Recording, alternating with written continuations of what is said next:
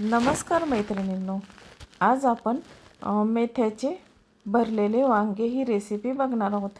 अगदी टेस्टी अशी हे मेथ्याचं वांगं तयार होतं।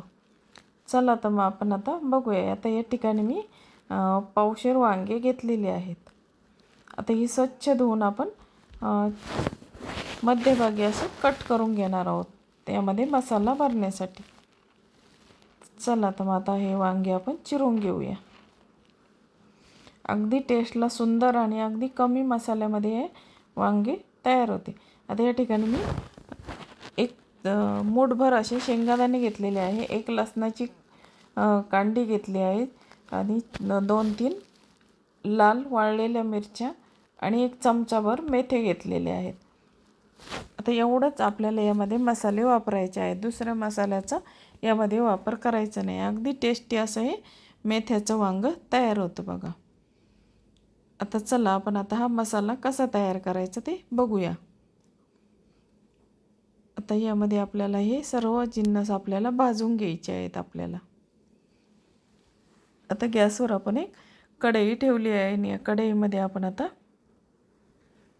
सुरुवातीला मेथ्या आपण भाजून घेणार आहोत। सुरुवातीलाच मेथ्या अगदी थोड्याशा भाजायच्या, नाही तर थोड्या लाल झाल्या तर त्या कडू लागतात। त्याच्यामुळे मेथ्या कमी प्रमाणामध्ये भाजायच्या आहेत आपल्याला। आणि आता यामध्ये अगदी थोडंसं तेल टाकून घेतलेलं आहे मी आणि आता या मेथ्या आपण भाजून घेऊया। अगदी थोडेसे हे गरम करायचे आहे फक्त आपल्याला, अशा लालसर अशा भाजायच्या नाही। लालसर भाजल्या तर कडवट लागतात त्या, कारण मेथी आधीच कडू असते आणि भाजल्यानंतर अजून कडू लागते। मग आता आपल्या मेथ्या भाजून झालेल्या आहेत बघा।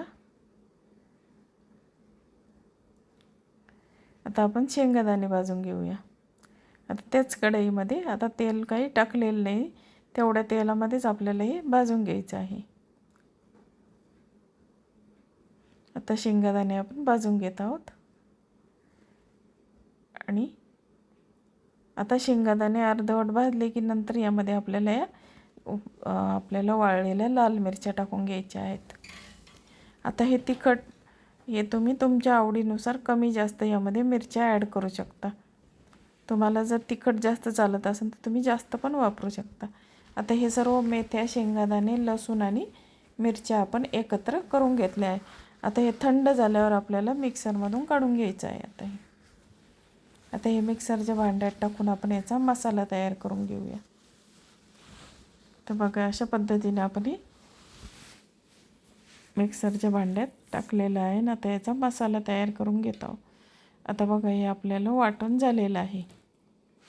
आता हा मसाला आपल्याला यामध्ये मीठ ॲड करायचं आहे आणि मीठ टाकून आपण हे मिक्स करून घेऊया। आणि आता हे वांग्यामध्ये मी भरून घेतलेलं आहे। आता हे वांग्याचे 4 भाग करून घेतले आहे मध्ये, आणि यामध्ये हा मसाला आपण थोडंसं त्या मसाल्यात पाणी टाकलेलं आहे आणि थोडा ओला करून यामध्ये भरून घ्यायचा।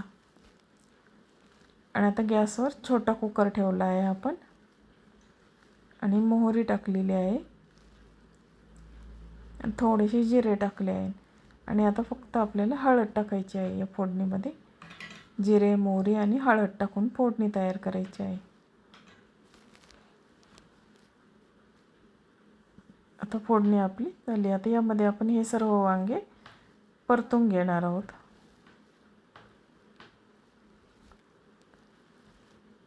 आता हे वांगे आपण फोडणीमध्ये टाकलेले आहेत आणि आता हे थोडेसे तेलावर आपल्याला परतवायचे आहेत आणि नंतर तेलावर परतवल्यावर आपण यामध्ये अगदी मिक्सरचं भांडं धुवून थोडंसं पाणी टाकायचं आहे आपल्याला सुरुवातीला।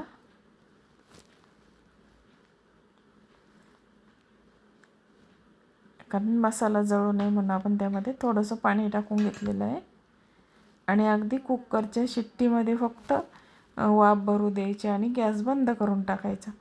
तर बघा मैत्रिणींनो, आपलं हे भरलेलं वांगं, मेथ्याचं वांगं ही रेसिपी तयार झालेली आहे। अगदी चवीला छान अशी वांगं तयार होतं। आवडल्यास लाईक, शेअर, सबस्क्राईब